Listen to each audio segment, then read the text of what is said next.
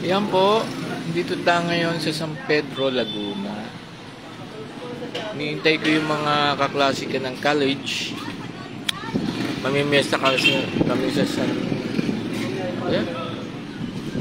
San Vicente ba yun? Ang usapan 3 PM, napaaga ako ng dating kasi bayad sana ako sa co-op, sarado pala. Yan. Kaya napaaga ako ng punta. Uuwi pa ako, mamamasahe pa. Kaya dumiretso na ako dito. Anyways, maghihintay na lang naman ako siguro ng konting oras. Maganda na yung ano nila. Oh. Yung court nila. Pag umuulan, siguro baha dito. Diba? Pero mas maganda na siya kaysa dati. Yung panahon ng karaang administrasyon. Buti din ngayon, maganda-ganda na. Maayos. Siguro pag-aapon dito maraming tao. Para masarap tumambay kasi mahangin. Ayan po. Nandito tayo sa San Pedro, Laguna. Ayan. May na naglalaro kahit mainit. Lakas.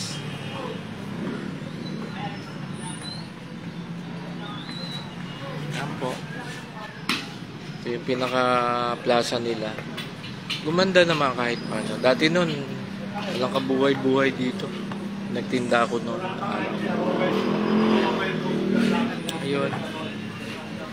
Ayun po yung ano. Ayun po yung kanilang simbahan.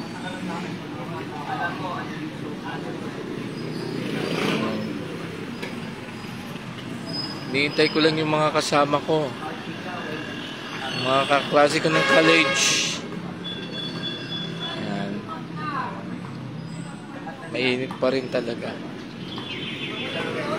Panoorin nyo na lang yung one-on-one nila. One-on-one sa kainitan ng araw.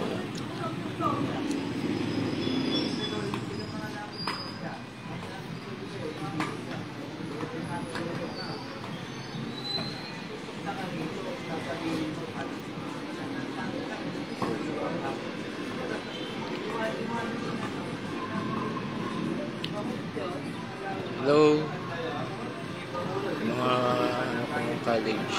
Wala pa rin sila. Bagay, anong oras na ba?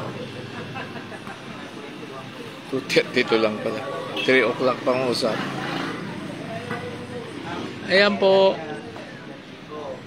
At least gumanda-ganda yung lugar nila. Dati wala talaga. Ito maganda may upuan.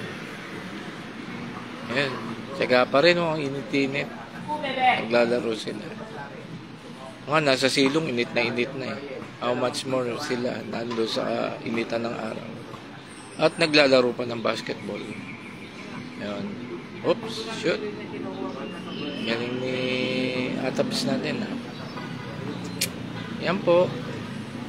At least malaking improvement to kaysa dati. Dati wala talaga. Alam po. Have a nice day. Goodbye.